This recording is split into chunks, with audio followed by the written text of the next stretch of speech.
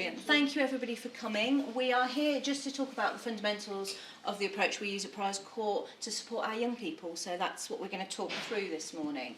Now, oh yeah, thank you Alfie. You did that. I've got somebody to help me out with the cues on that one. So we're just going to talk you through, so I'm going to give you an idea of what the overview of the session will be. It is interactive, so if people have questions and they want to ask them, please do. If you don't want to ask them at the time, we will all be around afterwards, so please feel free to come and speak to any of us about any of it. But we're going to talk to you a little bit about Prize Court and where we came from. We're going to tell you a little bit about autism and then actually the young people that we support at Prize Court, and then we're going to talk you through some of the key aspects of the prior approach, and then Kirk's going to give a really nice example of how we take all of that and put it into practice when we think about physical exercise at Prize Court. Does that sound okay? Yeah. Lovely. So we're going to start by introducing ourselves. So I'm Ruth Over. I have worked with autism for over 20 years, probably coming up 25 years now. I've done a range of roles. I've worked in residential, I've worked in education, and I've also worked setting up new projects. My current role is Autism Practice and Development Lead at Prize Court, and as part of that I am a TEACCH Advanced Consultant, and one of the approaches we will be telling you about today will be the TEACCH approach. Hi, I'm Emma, so I've been working in the area of autism for about 13 years. I've been here for about 5 years, and I'm currently the therapy lead, but I've worked in the Positive Behaviour Support department and in other schools as well. Hi, I'm Kirk. I am the learning specialist for healthiness, or head of PE, if for want of a better way of putting it. I've been here just over 11 years, and I've, like Ruth, worked in residential and in education as well. So previously I was a class teacher before moving into my new role as well.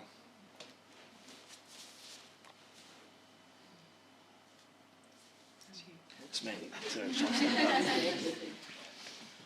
So yeah, so just a little bit about Prize Court, and I guess some of you in the room will know, but some of you might not. Obviously it's opened in 1999, and actually at the back, if you have a chance, there is some visuals about things that have happened along the way.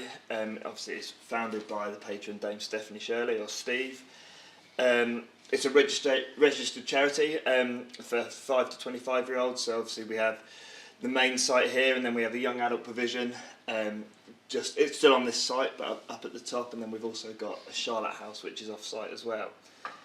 Obviously, it's an extensive site, and you've probably seen that as you've walked in. We've got blessed with some lovely grounds, and there's a large track area for exercise and play as well, and swings. But we've got woods as well, and a music circle around the back as well. So we've got we're very blessed with what we've got, and different facilities as well here: swimming pool, gym, multi-sensory building. Yeah, it's a really nice environment for our young people to be in, but also for the staff to work in as well. Does anybody got anything to add on Prize Court? So young people. So our young people at Prize Court. So I think everybody here has got a diagnosis of autism, and that they have. So there's complex needs alongside that. So every young person we see is different, and the way that they present themselves can be different, and it means that everything that we do is unique and individual to them. So we're not doing just something that's textbook and it's the same for absolutely everybody. We vary what we do, and it means that we can basically make sure that they have the most meaningful life possible, and give them some real key skills, so that then they reach their full potential, and then when they move on from here, that we're giving them those skills that actually they'll be able to do it. And Ruth and obviously Emma will talk about just having the structure and having a way to communicate is so valuable, and actually it's not about them just being able to communicate here, but giving them the tools to be able to do that once they go out off-site while they're still here, but then when they move on as well, that they've still got that effective way to communicate with others, and also got those skills to be able to live the most full life that they can. Anything else?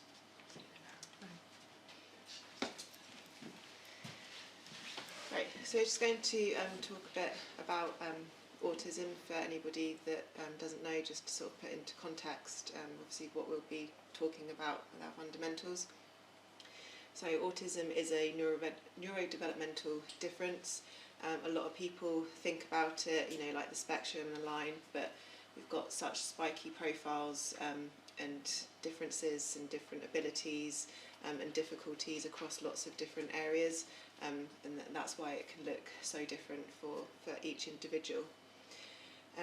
The key differences, particularly when you're looking at like the diagnoses, are around social communication and interaction and in different sort of environments, highly focused interests and preference for routine and sameness, and sort of knowing that will sort of come into where we have that structured teach and how we provide that routine and organisation for people. Repetitive and self-stimulating behaviours and differences in processing everyday sensory information. And obviously, as Kurt was saying, with our young people also having additional diagnoses, so all of our young people also have learning disabilities as well, so you know, they've got other complexities and things that on top of this that, you know, means their world can look quite different to ours. So we're just going to give you an overview of kind of where the prior approach sits in the organisation. So Emma and Kirk have just done a really nice job of talking you through our young people. So we know autism means the brain develops differently and young people's learning is therefore different. So we have to have a different way of supporting our young people. We also know our young people don't just have autism, they have a learning disability and they have other diagnoses, and you can't separate that. So what we have to look at is these are the learning needs of the young person, this is the learning style of the young person. So how do we change the way we teach to meet those needs? So that's really what the prior approach is about. And I think Kirk did a really good job talking there, that actually that's going to look individual. We can say there are common things with autism. We can say that actually visual learning is a strength in autism. We can say that people with autism actually rule-based learning is a strength. They may have challenges with organisation and structuring things, but no two people with autism are going to be the same. So we have to think about how we support the learning for those young people. So the prior approach, which is what we are going to talk about, so it's the fundamentals of our approach, is the tools we use. It's how we do. It's not what we teach our young people, it's how we teach them. So today, we are going to talk predominantly today about structured teaching, and that is about how we make the world make sense for our young people, how we make things clearer for them, and how we build on really that visual learning strength that we know our young people have. We are also going to talk about communication, because actually when we think about the young people here, we have quite a high number of young people who don't have any verbal language. The young people who do have verbal language may not always be able to use it effectively to get their needs met. So actually we've got to support this, because if our young people haven't got a way of communicating, imagine how frustrating the world must be for our young people. We're not going to talk about this today, but we do spend a lot of time thinking about the sensory differences for our young people, and it's one of the really big things that's come across when they've reviewed diagnostic criteria for autism, is actually sensory as a part of autism, and I think we've already seen it very clearly with our young people here, so we do need to support this. We're not talking about it today because we had a whole presentation 2 weeks ago talking about that, so we're not focusing on that today. We also know that physical exercise can have a really, really key part to play in helping our young people to regulate themselves, excess energy, helping them to really kind of engage, socially interact and things. So we're going to talk about that today, and Kirk will do a really good job of going through that. We also know we need to work on social interaction for our young people, because again that's part of the key diagnosis criteria. The other thing we're not going to talk about today is TEACCH, which is a tool we specifically use to support our young people's behaviour. But what Emma is going to do is talk about positive behaviour support and the quality of life framework, which actually really, this is what this is, it's the quality of life framework. So the prior approach, it's a toolkit, it is not one approach, it is a combination of different best practice that we feel meets the needs, this really specific needs of this group of young people. It isn't something that was developed 25 years ago and it's still the same. It's something where actually we look at research, we look at best practice, and we change and evolve as that moves forward. So I have got about 5 years ago, maybe 6 years ago, we wrote a handbook on the prior approach, and actually we were looking at it recently and saying there's bits in that have moved forward and that we want to update, because actually the way we teach communication, actually, the more we know about communication, things change and move on. So that is really what we're talking about, is the approach. But what I am going to mention is we are also very clear here on what we deliver and what we teach. So we know that following national curriculum won't prepare our young people for life. We are still going to follow all the elements of it, but we're going to think about what skills make the most sense for our young people to give them a good quality of life, and that is where we have devised our own learning framework. So we're not going to talk in much detail about the learning framework, but I'll give you an overview. In the learning framework, we have identified 7 key areas of learning which we believe those skills are really, really important to make sure our young people can have a quality of life. And we teach those 7 areas, and we have looked at those 7 areas in a huge amount of detail and looked at all the skills that go into that, and then all the tiny little steps our young people, we call them I-CAN statements, all the tiny steps our young people can achieve within those and how we build those skills. And the 7 areas, so we look at communication, because we know our young people need communication skills. We look at positive behaviour support. We look at daily living skills, because actually being able to get yourself a drink when you're thirsty is really important. Being able to shower yourself, all of that's really important. We also look at healthiness and keeping healthy, because that's really important. We then have keeping me safe, because we want our young people to have recognition of how to keep themselves safe here and in the environment. And then we look at those functional academic skills. And then when we think about our post-16, but we do this younger, but we really focus on it when we get to our young people who are kind of 16 and up, is we're thinking about vocational skills, because we want them to have meaningful activities that our young people can then take with them beyond priors court. And we quite often say the measure of how good we are, and Anya, who is our transitions officer, sat in the back of the room, is not just the progress the young people make with us here, but it's how we equip them to have the best quality of life post-priors court, because we're only ever going to look after them until they're 25. Any questions about any of that? Lovely. Right. I'm going to move on. We've kind of put 2 halves of the presentation together, and we've paired structured teaching and communication together, because as you'll see when we go through them, they kind of go hand in hand, because the structured teaching really supports the receptive side of communication skills. But we're going to start with structured teaching. So, structured teaching comes from the TEACCH approach, so you will hear the 2 terms being used interchangeably.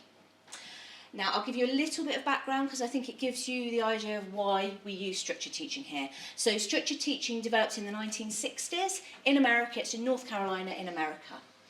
And it was quite groundbreaking at the time. So actually, Eric Schopler, who is the guy, and I'll talk that quote through in a minute, Eric Schopler, who founded the TEACCH approach, he said, actually, parents and families are co-therapists, they're partners in this process, they know their young person best. And that was groundbreaking, because if you put that into context of Steve Shirley, who set here up, she is the mother of somebody with complex autism, about similar time, and she was told at that point, when she had a diagnosis for Giles, was our advice is put him in an institution and start your family anew. And that was kind of where the view was. Whereas actually, 2 things TEACCH said. TEACCH said, firstly, parents are co-therapists, it's really important we're going to work with families and they know their young person best. But secondly, actually, these children aren't ineducable. We need to work out where are their learning strengths and skills, where's their individual needs and interests, and how do we look at those, take them and work with them so that we can really grow those skills. So that's really the background of where they came from. So the TEACCH approach supports autism, it looks at learning strengths, it does recognise learning challenges, and it works to say how do we change how we present information to make it meaningful for autistic people, and obviously it works with the learning disabilities as well. And it is the focus on the individual and unique learning style, and we're going to focus on skills, strengths and interests. So when Eric's talking about where the approach came from, so it evolved as a way of matching educational principles to the way people with autism understand, think and learn, and that's the basic concept behind TEACCH. So what we're going to do is just talk you through kind of 3 key concepts with TEACCH and just give you a couple of photo examples, if that's okay. It's not in depth, it will just give you a top level to get a feel for how TEACCH works. I'm going to switch the lights off because I've got photos and I think it's sometimes quite hard with the lights on to see them. So, structured teaching. First kind of area we're going to talk about is the physical environment. Now, the physical environment is often one of the most powerful things because it's the first thing you see. So I'm going to just ask you to think, and then if you want to give some answers and shout them out, that would be great. But when you came in today, into this room, what about the physical environment told you what was going to happen? The way the chairs were laid out, Yeah. facing. Chairs are facing this way, something's happening over here. Anything else? There might be an activity at the back. Yeah, there's an activity at the back, there's some resources set out there. The lights are on, people are in here, it's okay to come in. Yeah. They're meant to be here. Yeah, there's a nice screen up here, that's suggesting you're probably, when you sit down, you're going to be... So you've used the physical environment today to understand what's happening. Now, had you come in today, all the chairs were stacked, the screen was up and none of us were here, what would you have felt like? What would you have thought? In the wrong room. You wouldn't have known what was going on. And that's really where structuring the physical environment comes from TEACCH. But what we know is our young people with autism and learning disabilities struggle with seeing the right information. So it's not about us saying, oh, well, the environment kind of makes sense to us. It's about saying, does it make sense through the eyes of autism? And how do we use the physical environment to make it really clear for our young people? So we will use, and I'll talk through the photos in a minute, but we will use furniture to make really clear boundaries for our young people. We will think through what activities are our young people doing, and is there a clear place that they can do that, and does the physical setup of that place help them have an idea of what's going to happen here. We're also going to think about, have we got relevant information available for them, but is it tidy and clutter free? We don't want lots of busyness happening, because some of our young people, if you've got too much going on, they will be focusing on that and not what we're asking them to do. So we're not saying we want a sterile hospital environment, but what we're saying is the information that needs to be in the environment has to be relevant to the young person and what they're learning at that point in time. We're also going to think about, and that's where physical structure can really help with this, is the young people's sensory differences and whether we can build parts of that into the environment. So if I just give you an example, I would talk through it. So a prize court, but what we've got here is that I defined by the furniture. So you can't unfortunately see, but there is an information board here. So what do you think the expectations are going to be in this area? Group work. Yeah, you're going to have to socially sit with some other people and do some group work. Actually, I don't know if you'll see, some of our young people need a little bit more information than others. So actually that young person's got their name there, so it's clear which seat they need to sit in, because for them, that's really important. I've got here, but then where am I sitting? What about this area here? What do you think we might be doing there? And again. Yeah, we're going to do some tabletop activity, and again, you're going to be with other people. Now, what we're then going to do to distinguish, because this will be used for multi-purposes, because we're not going to have a separate space for every activity we're ever going to do, but the materials and the visual label there will tell the young people, am I coming to do some maths work today? Am I playing a game? Am I sitting and having a snack here? We have then got a series of individual tables here that are all set up very differently. And that's where the young people know, I'm coming here and I'm going to sit and I'm going to do some independent work here. But actually this young person really needs the blinds down, because actually being able to look out the window is too distracting for them. Watching the delivery vans coming down, the minibus come and go, it's too distracting. So the blind's going to be down there. Whereas this young person, actually, I can cope with the busyness of the room and facing out. So we're going to structure that according to their needs. We have also got in the back area, we've got a choice area, so there's a place where they can do some relaxation and choice. So we've got the key things that we're going to do in the classroom all physically structured for the young people. We are going to use them multi-purposeful, but we are then going to give them more information so it's really clear when I come and sit down, what is happening here? Because actually, if somebody's left out the snack items here, and actually we're doing maths, and I come and sit there and there's some snack stuff on the table, I might be a bit disappointed when you bring out the maths worksheet and say, actually, no, it's maths we're doing. So we're going to be really clear about labelling those areas and being clear what they're used for. Another couple of examples. So this is our area we use over to help support kind of regulation skills. So again, there's clear places, there's various different bits of equipment that the young people can use to explore and engage in being regulated.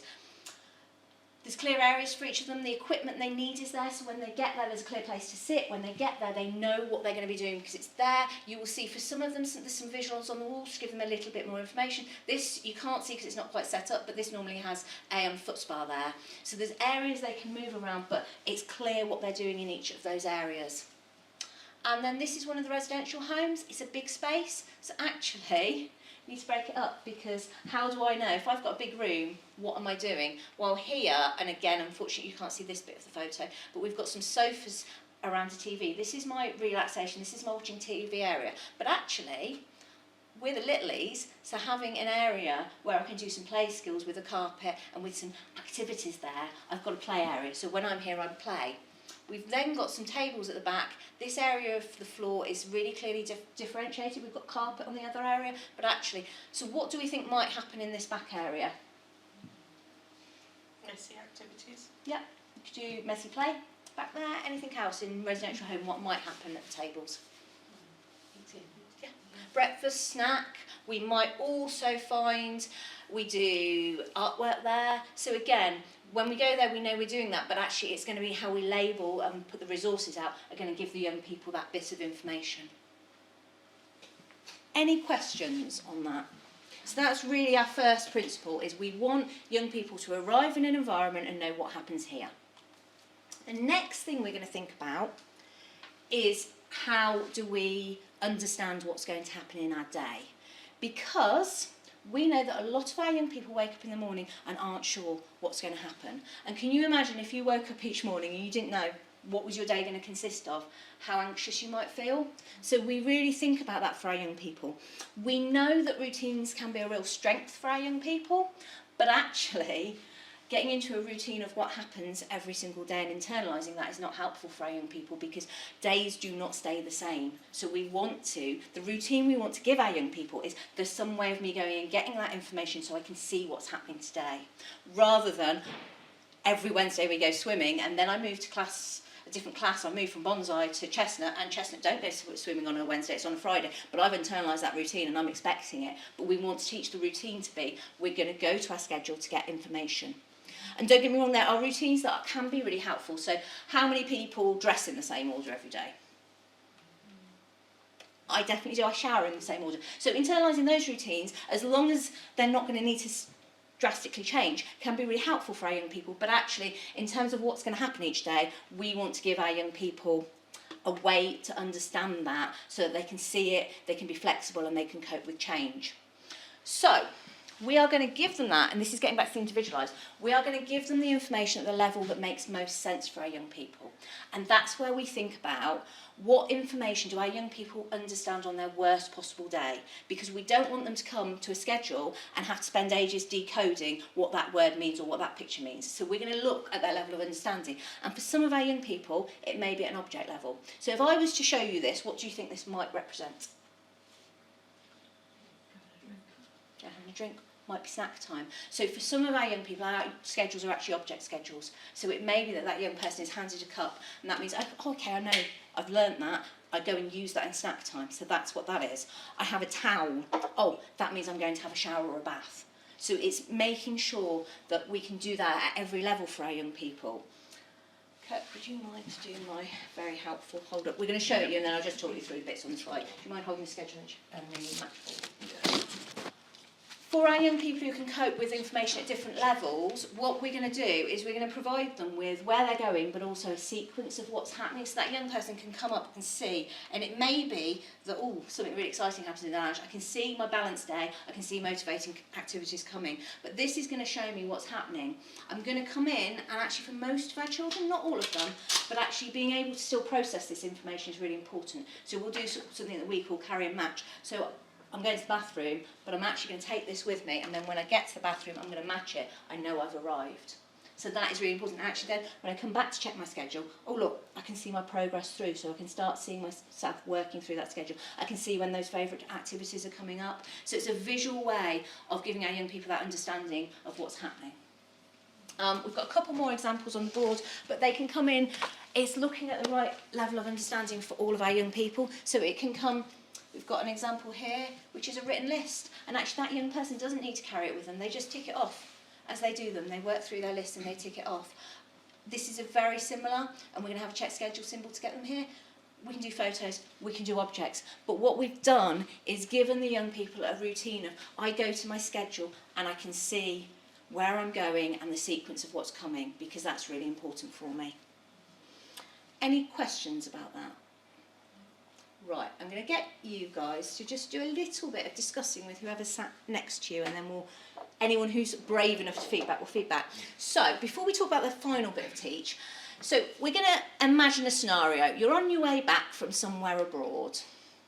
You've had an unexpected landing and found yourself, you were planning on going home, you're not home, you're somewhere else, and you don't speak the language. I think this is Japanese we've got going on over there, but you don't speak the language. What information would you want to know? Have a just quick chat to the person next to you about, you're in this strange airport, you don't know what's happening, what's the information you want to know?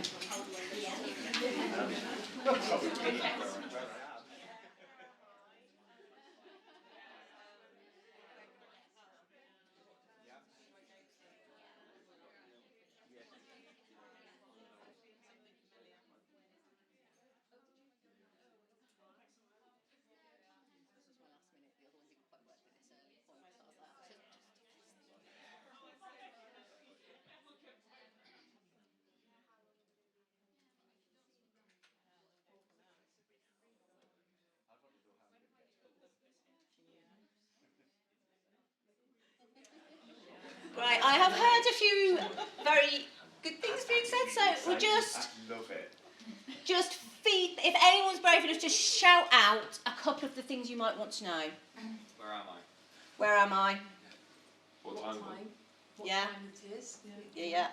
Where can I get help? Where can I get help? How do I get home? How do I get home? You're going to want to know what's happening in your day. You are probably going to be wanting those key questions answered, which is that whole kind of, what am I doing? How long am I in this airport for? How do I know that I'm getting towards the point of being able to hopefully go home? And when does home come? Because actually this is quite anxiety provoking for us. So we've done that just because it's useful to kind of think about, because when we think about what else we need to organise, so we've helped our young people, it makes sense when they get to an environment. We've helped them because actually they now know where they're going and they can see the sequence of coming, of what's coming through the day. But actually, they've got here to the bathroom, and how many different things happen in the bathroom?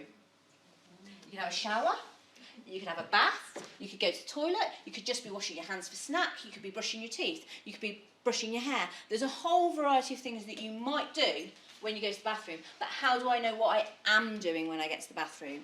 So that's where we think about using structured teaching to organise what's going to happen when we get to an area.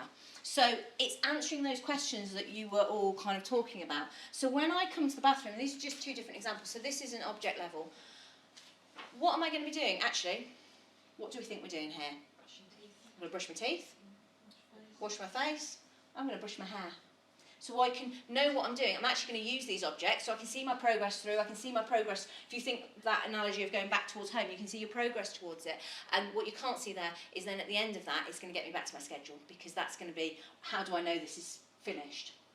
In the same way, this is just a different setup with different information on it for someone who's using symbol level. But actually I'm going to the shower room, and I know today I'm going to do the toilet, I'm going to wash, I'm going to wash under my arms, I'm going to put deodorant on, and then I'm going to get dressed, and then I'm going to check schedule and go back to my schedule. So it shows me how much I'm doing, so I'm not worrying how long am I in here for, am I just brushing my teeth, or am I doing my whole bathroom routine?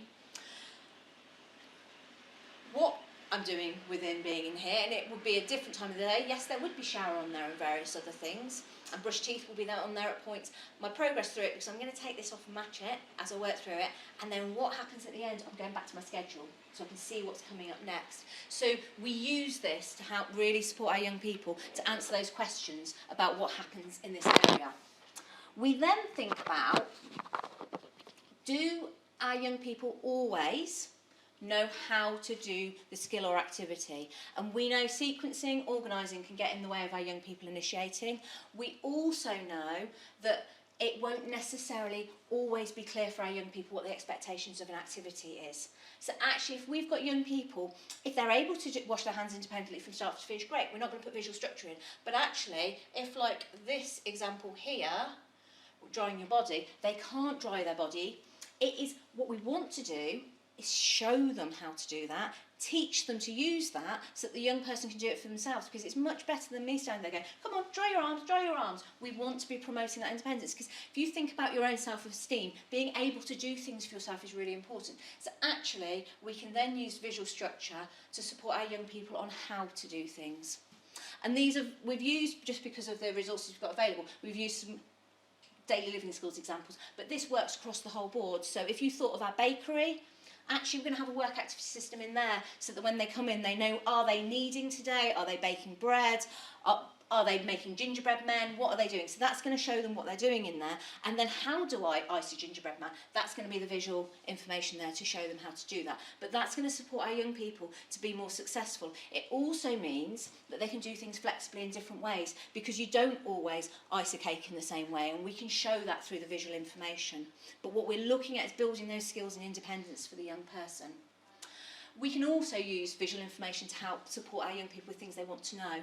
So a lot of our young people, it's really, really important when they're going to go home, when they're going to see families, well, actually a visual calendar and being able to see moving towards. We'd always say you want a marker on there so they can keep track of what day it is, but being able to see that's really, really important for our young people. So the structure allows us to do things like that, prepare for a visit to a doctor's, which is out of the ordinary for them, show them what's going to happen when they go to the doctor's or go for a blood test or something. I have just given you a very, very brief overview and synopsis of structured teaching, but it is about us thinking about how do we visually structure so that our young people with autism and learning disabilities can understand. And we're thinking the environment, we're thinking where they're going during the day, and then what they're doing.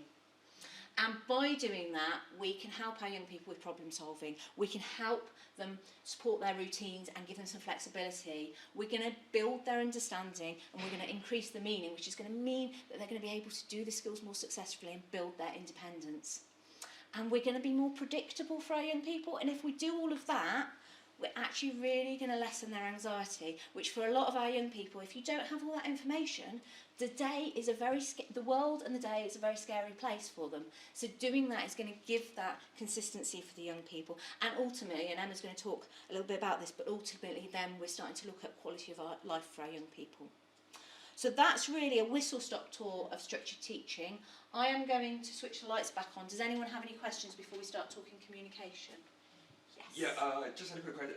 Is there an optimum number of sort of tasks within the structured system? Because I noticed, just counting there, you have between sort of 6 and 7, and it's the same with your... It would depend on your young person.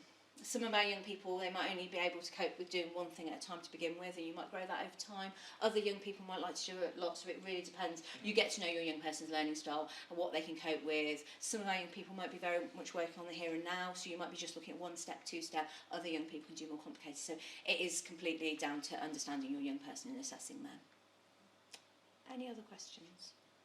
Lovely. Hand over, Emma. Could I do that bit? Yeah.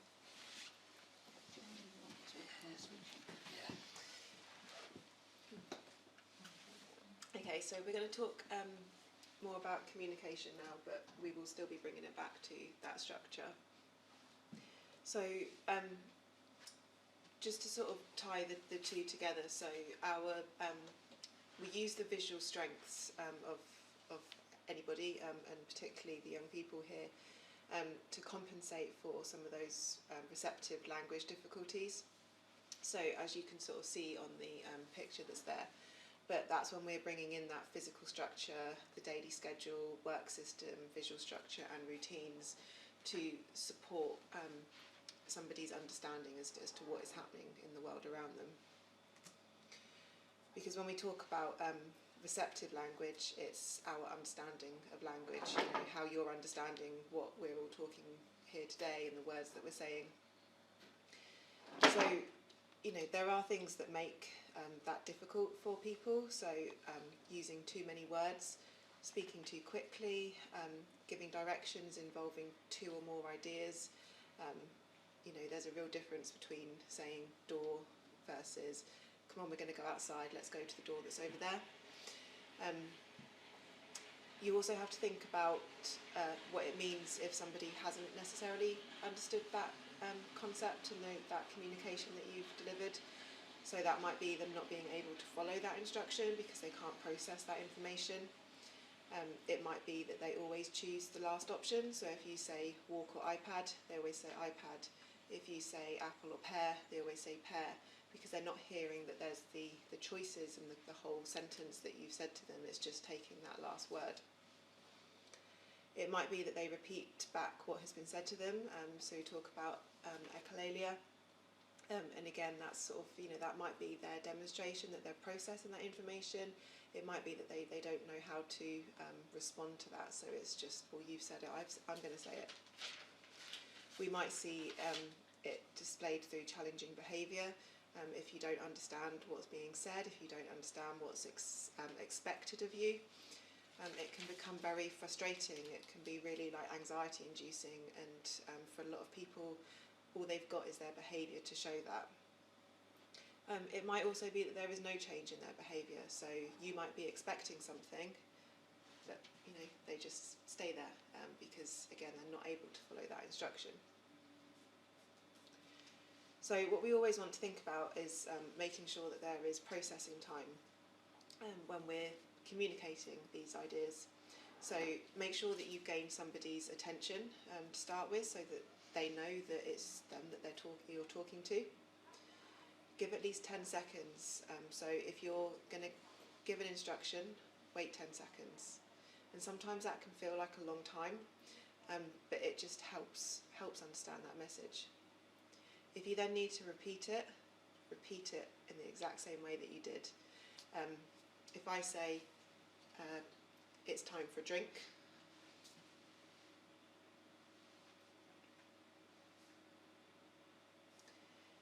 it's drink time.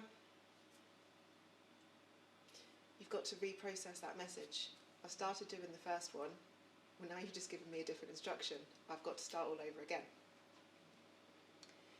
Support with visuals. If we provide the visuals and things that Ruth was showing, they don't change. Our words can change. I say a word, it's disappeared. If I show a visual, that visual stays for that time that you need to process and to take that message on.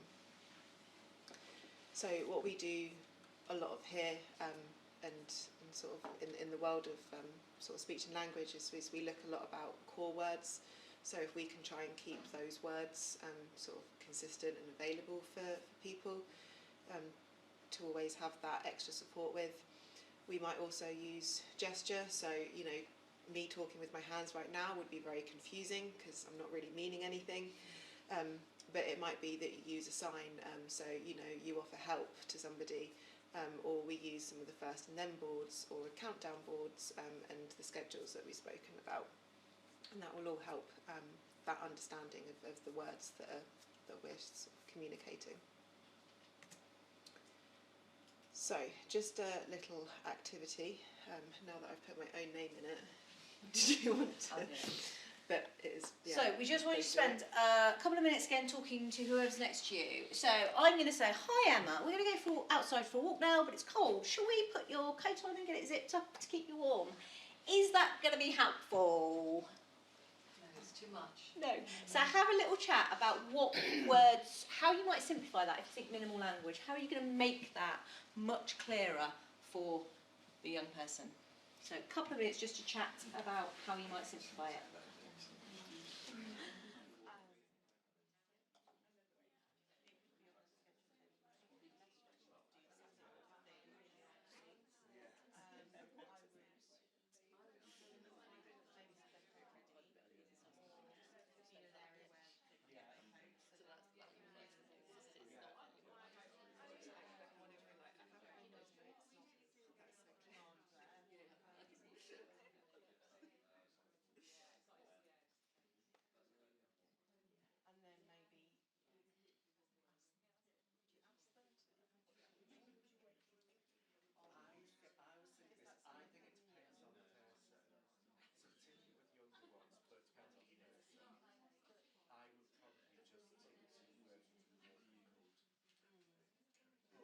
on what you came up with, and it can be very different because you might be thinking of different people.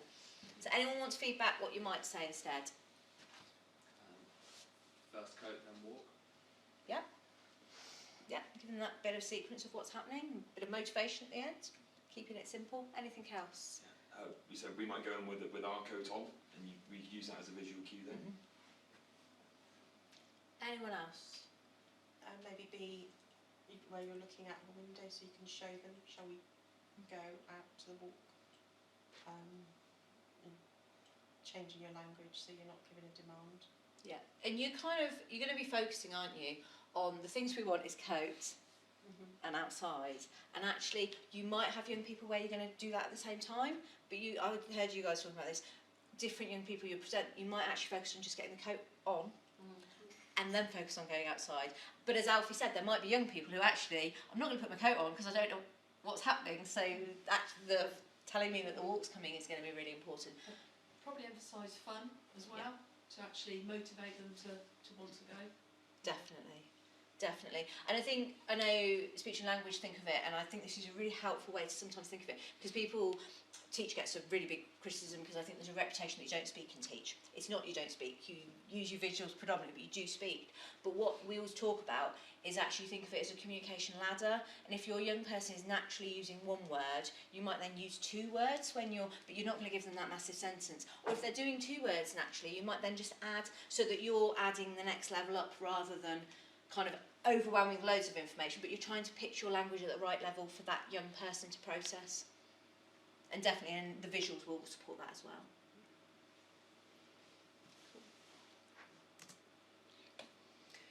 So, expressive language, so how we communicate to other people. So this is specifically the words and the way that we communicate. It's not necessarily actually saying it verbally or the speech sounds and things that we're using.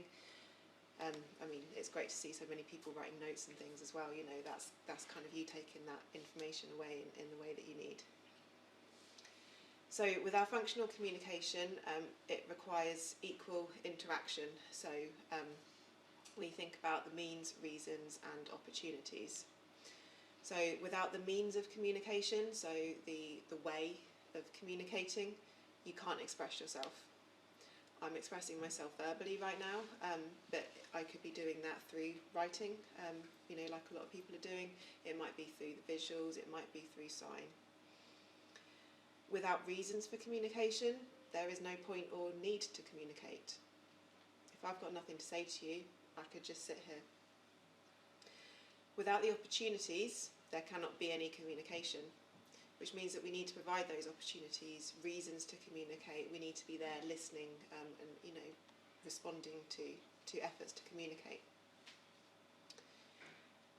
There are a whole range of alternative ways to support communication. Signing is commonly used, particularly like Makaton in schools. We use a lot of communication books, so it's about having those visual words in a book that's then easy to refer to, and it's about pointing to those different words. That can be quite handy because sign is really important for some people, and you know we should completely respect that. But if I go into McDonald's and make an order, there's a high chance that somebody's not going to understand my sign, whereas if I walk in with a picture, it's a bit more universally understood. Core vocabulary boards, so those are our sort of key words within our vocabulary that we can always refer to. So it might be that somebody has some verbal language or they have their own book, but actually we have those core vocabularies up around the walls and things because they can always then go and refer to that if they don't have something else available.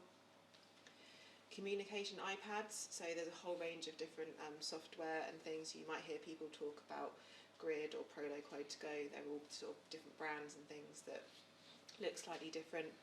And with a lot of them as well, it's about you sort of point those different words and then they repeat those back to you. So it's, you know, it's like having an alternative voice. But they work very much in the same way as communication books, and one is not more superior to the other. It's just an alternative way of doing it, and sometimes iPads can be harder to navigate, and for some, actually hearing that word said back to you is makes you want to communicate and be heard. And symbol exchange as well, so taking a symbol and passing it over to somebody, you know that you've gained their attention and you're giving them your message. And then with our communicative functions, so communicating is much more than just requesting. It's so much more than just being able to ask for what you want in snack, or being able to ask to go to the toilet, or to go outside for a break. We use language for so many different functions and purposes, as you can sort of see in the picture here. It's about having that opportunity to have conversations, to say how you feel, to say what you've done, and all these different things that, for a lot of the young people here, they don't always have that ability, and sometimes that might just be, communicated in lots of repetitive phrases that they want to talk about over and over again, because that's the way that they get sort of that feedback and that engagement. So we want to honour everything that people are expressing to us, which brings us on to our total communication approach. And I think it's probably the area where we've always looked at total communication, but actually communication has moved forward since Prior's Court's been open, and it is, and I was just talking through there, historically a lot of teaching about communication has been about requesting things, and what we're really looking at for our young people now is how do they have a flexible way to communicate all of those needs that they may have, and that's where things have changed, and I think the support we do with the young people has changed over time. But when we think about total communication, we are thinking about helping our young people to form meaningful connections. We want them to be able to have meaningful interactions with others, and we want them to be able to exchange information with us so that we know what that is. We will say total communication honours and accepts all forms of communication. So we may have young people with preferred forms of communication, but we are always going to look at what else can we do to make, we want every young person to have a robust way to communicate that can be easily understood by others. So we're going to look at that as a total. So it's not to say this young person uses this or that. We're going to look at that individual and say, what does that young person need to support their communication? And we use a combination of methods. So this diagram is just showing these are the primary systems. So these are the things that we teach our young people and that young people have to be able to support their communication. They are different for every young person. So within that, we've got all the systems that Emma's just spoken about. So we have young people who use speech. We have communication books. We have the iPads, and there'll be different programs for young people. We have the symbol exchange. We also, for some of our young people who have speech, but actually when they become anxious or things go wrong, that speech disappears, which I think all of us find. I know I find if I'm upset, I find it really hard to get my message across, and I find it really hard. So actually sometimes they might not need a full communication book, but they might need a help book that just helps them to structure and be able to find the right words when things aren't working for them. So we've got all of these systems as primary systems, and then we're using all of these methods to support our young people to be able to communicate, to make things really clear for our young people. So we want to be really clear with our facial expressions. We want to use gestures, actually, for some of our young people who are really at those early stages of learning, being able to gesture where you want them to be, combined with the symbol or the object, is really important. We will write things down for some of our young people. We're looking at vocalisations, body movement, and I think you will be able to see with some of the work Kirk's done, the core vocabulary. And that's actually saying when you look at the language we use, there are some key words that make up almost 80% of what we actually need to communicate by. So what our core board does is it has those words there, and we model those for our young people so they can learn them. So if you look at it, there will be things like help there will be things like toilet, there will be those things that actually can be help in a variety of different situations with lots of different things. In the core speech and language team looked really carefully at what was most useful for our young people, put the symbols that were most useful, and then what we've got is oh lovely, the core symbols always stay in the same place, because if you think about when you use your phone, how many of you need to look at the most commonly used apps you have on your phone? You don't. I know where WhatsApp is. I know where all of those apps, my emails and things like that without looking. So actually, the young people then can rely, they're not having to scan for information every time because they've learned where those key things are. But these are the things that are going to help them be more flexible with their communication. Because if you look at a communication system where you've just got all their favourite activities, favourite food choices and things, that can be used for requesting, but how can that be used flexibly to get the holistic needs met? So yeah, so total communication, we honour and accept all forms of communication. And just our young people will have more than one form. So I can think of a young man I've worked quite a bit with who has got some single words and single phrase and kind of short phrases. He is not always clear. So he also has a communication system to support him. If he comes up to me and he tells me something and it is really clear, am I going to say to him, go and use your communication system? No, because I've understood it. But if he comes up to me and says something and I don't understand it, I can say, I don't understand you. And then he can use that. So it's that robust system, thinking about our young people and kind of them being able to communicate here and wider than here as well. Now I'm going to hand over and start thinking about quality of life and physical exercise. So, when we talk about quality of life, we all need to have a good quality of life. You know, that's what makes our lives meaningful and positive and makes us want to do lots of different things.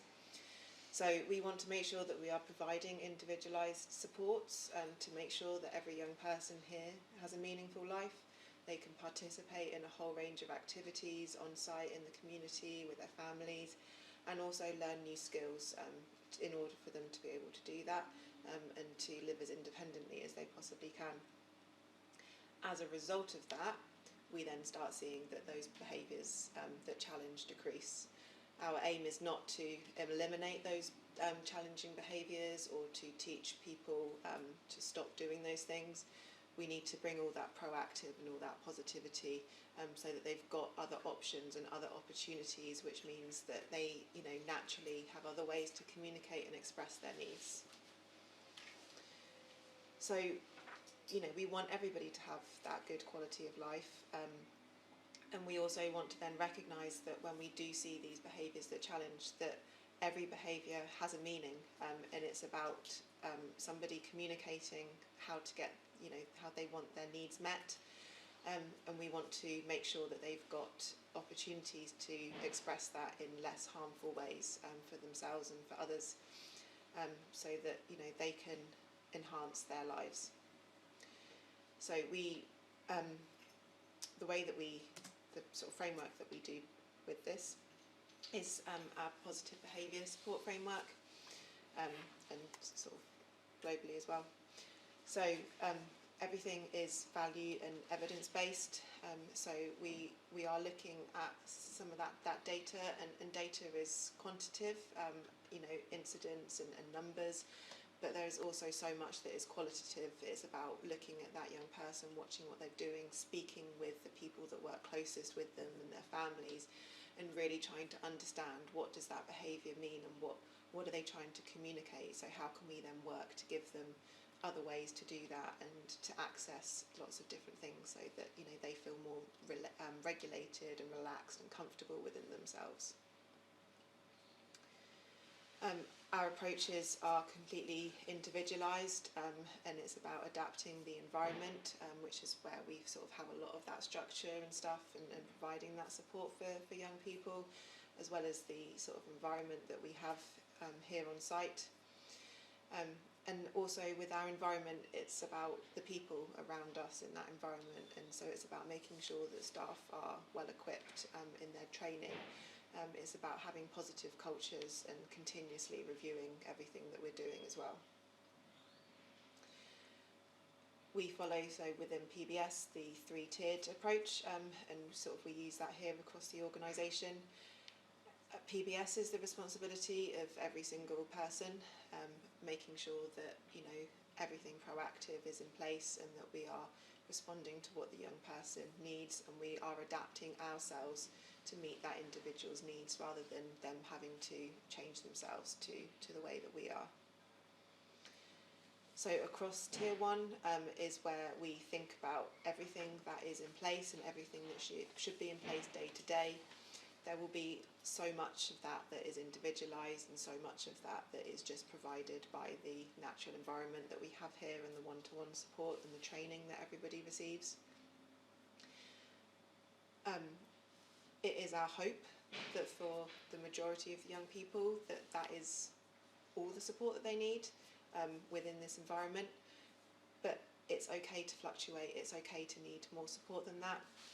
And that's when we bring in our other 2 tiers. So it's about providing more support. It's about doing, a functional assessment and looking at really understanding what that behaviour is meaning for that young person, and how we can provide them with alternative ways of communication, different opportunities to open up their lives, and enable them to have that good quality of life that they, that everybody is entitled to and deserves.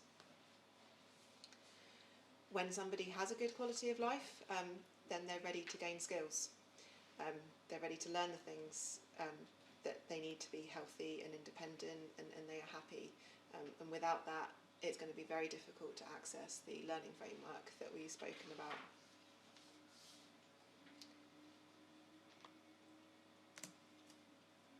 Physical exercise. I feel like I've got away with it a little bit, so I've been sat down a long time. However, I am the person that's tasked with trying to get some of our young people to exercise and run, so I guess that makes up for it. And I think just talking about physical exercise, and certainly here at Prize Court, and for a lot of our young people, it's about getting them to raise their heart rate through motivating exercise, and that can be very difficult. And actually, if you are trying to just get a young person to run, I think 95% of the young people won't do it. And so it's about how we look at getting them to exercise in other ways, and that might be doing out the box thinking. So we've got a couple of young people that are very slow walkers, but you put them on a trampoline and they're completely different people. So actually that's a really form of good exercise, and it's about I'm certainly a big believer in that exercise isn't always just about running and that sort of thing. That's where I've got exercise to music. It's just it's about that chance to have that spontaneous exercise as well. And when music is on, quite a few of our young people and quite a lot of people with autism will move in their own unique way, and they'll do it for an awfully long time. And we have some young people that like to spin as well, and they're going up quite a sweat, and they'll raise their heart rate, and that's the kind of, I think, the way you have to think. And sometimes you've got to be ready for those spontaneous moments of exercise. And I know Ruth said about how exercise is really important for regulation, and it's about actually sometimes if you're going for a walk and a young person like spontaneously starts to run, or if it's appropriate, then I think embrace it. And I think that's really important. I think shared participation, and I think I've got shared participation there because it's not just about the young people, it's about the people that are supporting them as well. And I think I've spoke quite a lot about how if the young people, the people that are supporting the young people are happy and engaged and want to do it, then actually that flows through to everybody else. And also having young people that, sometimes you have some young people that engage better with activities, a lot working alongside some that don't engage as well, and actually that role modelling from a peer and also from the support staff is really, really important as well. So it is, I think, a lot of our physical exercise is around that embracing what our young people are and how they want to exercise. That's not to say that we don't just give them the key skills of jumping, kicking, throwing, catching. We do that as well, but then we offer those lots of other opportunities for raised heart rate and that proper exercise where it's physical exertion. And we've also got supporting sensory regulation as well. So we have some young people that they need to get up and move an awful lot, and it's about actually making sure that they have the opportunity to do that, but also having what they need in their environment, whether that be that they need to go and squeeze something as they're moving about. It's making sure that they've got that, because it's all still really important for physical exercise and how it's done. I'm just going to show you some pictures, just of some kind of live pictures, because this is what a session would look like today. in one of our sessions in for PE, and this is just one of our indoor ones. So this first picture here, this is essentially how our environment would be set up as a whole. So there's lots of different stations to work on, and our young people would follow a schedule which is here. So again, this is really kind of bringing everything that we've spoke about today together, and just about how it looks and how we support our young people. So you can see here, this picture here is kind of, there's young people along the top and their individual schedules for them. So you can see there that there's the different size symbols depending on the young person. And what these do is these tell them that first off they're going to group, then they might be doing a warm-up, then they'll be doing some activities, and then they'll go for a walk on the track, or a run on the track probably is what I would like them to do. And you can see here, so where it's got activities, they come and then match to this board here, which we've talked about, the match boards, and then this would give them this schedule to complete the circuits here.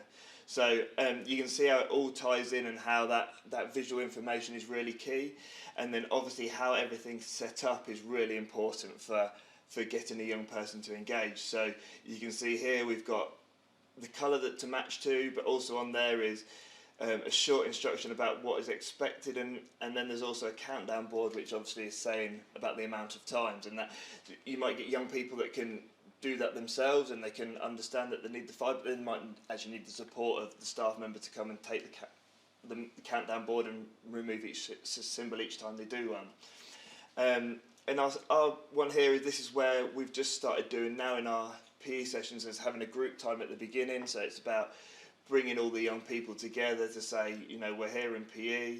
Then that gives us the opportunity to go and change PE kits. It says why we're here, what we're doing, what our aims of the session are, which is good for informing the young people, but also informing those that support them. And then it explains the structure of the session. What this also does is this board then folds up, and it's got one of our core boards on and topic boards, which we've been speaking about. And there is one at the back, so please make sure that when we go to do the next activity that you just take time to have a look at it. And what that does is it has our core vocabulary that goes everywhere across our site, but then it's also got some topical vocabulary that is specific to the gym. And what we have across all our site and all over is that each environment will have these core boards, but they'll have potentially a topic board that goes with it to support that session and support further communication as well. Is there any questions? How many young people would you typically have in a PE session? So we have, the most we have is 7. And that can be busy. Yeah. It can be busy, and actually it then depends on the 7 you've got. So, for example, I have one group where I have 7 together, and actually they kind of all complement each other quite well. Whereas I have another group that I have 5 in another group that don't complement each other as well. And actually, it's about using some different spaces. So it might be that actually we go and use our outdoor gym, or it might be that we go and use our seasons gym, or they go for exercise on the track, and then kind of they switch over so that the environment is best placed to set up for those young people to engage as best they can.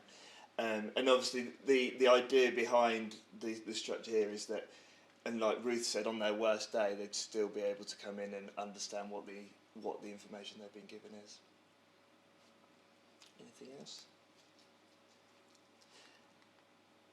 So we've got an activity and just set up a very small snapshot of what we would do. There's some schedules that are on the floor, and it shows some different types of schedules, and that's 5x5 symbols, 10x10 symbols, and a written schedule. So if anybody wants to try and follow the schedule, they can. It also shows about when you go into each activity, the structure that's there in front of you should tell you what you've got to do. And then also our core board and core symbols are there as well, so please have a look. And yeah. So get up, have a look. If you want to do the activities and Go have a bit of ahead, exercise, please do. If you don't, just look at how it works.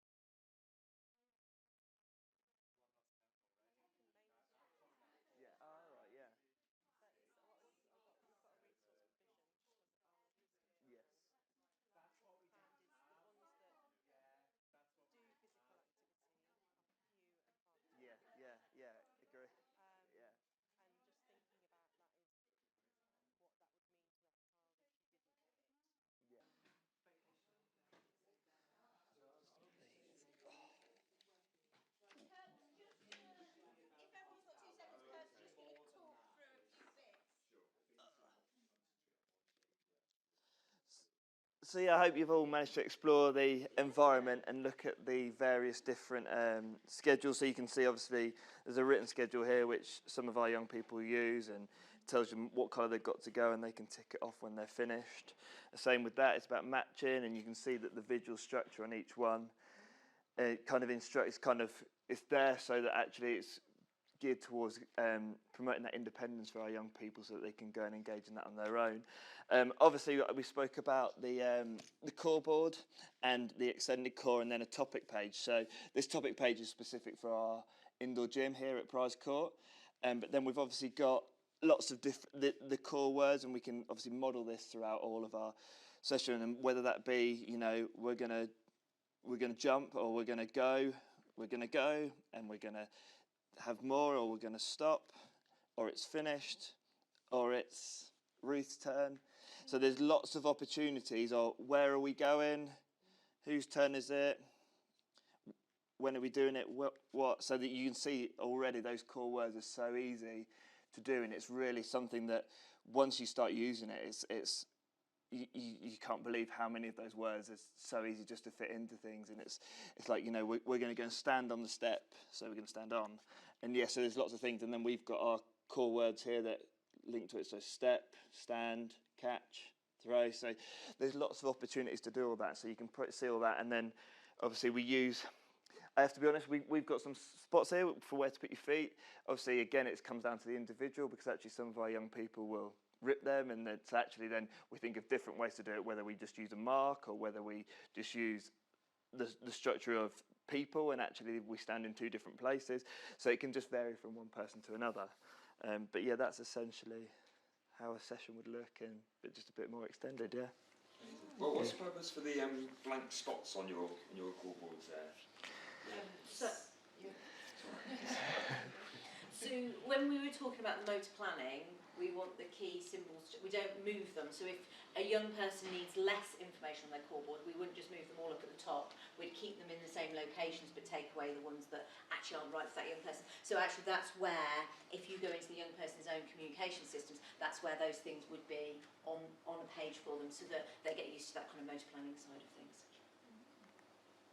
And then for our area in the gym, we could then we can add if we need more things added to it as well. So depending on what activity you're going to be. So no, they would always all be there. But for example, I can tell you now that like balancing isn't on there, and we'd like to add that, so we'd add that on. So that all those topic words are all there all the time. But it's about if we've got additional that we need, which as we're developing, we know that we do need some extra words putting in, or some things to teach. So yeah.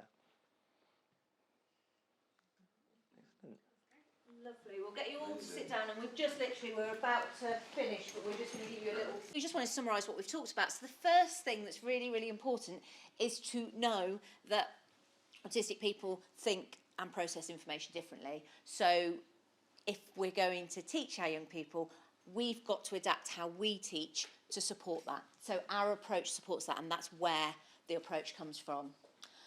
Visuals and structure support our young people's understanding. They support a whole load of other things, but actually we want to make things make real sense for our young people.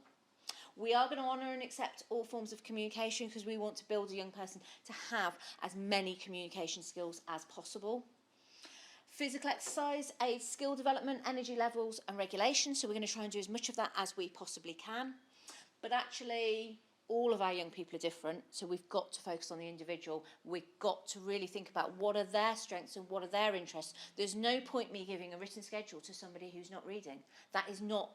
It's pointless. It's like me giving you instructions to do something in Japanese. We've got to get it at the right level for that young person. But we've also got to think about them and what they enjoy. What are their strengths and interests? Let's celebrate that, because those are the things that are going to become meaningful for them. And yeah, the ultimate focus, when we think about things, we'll teach little steps, but we are always thinking, actually, what's the meaning, what's the purpose for this, for the young person, and how is that going to contribute to them having a better quality of life? So it's really just a very short summary about the approach and kind of what we've talked about this morning. Does anyone have any questions? Thank you very much for coming and listening and for participating in everything. So that was really appreciated. If anyone does have any questions at the end, just come up. and ask us. Thank you very much though, and thank you very much to you guys for supporting us.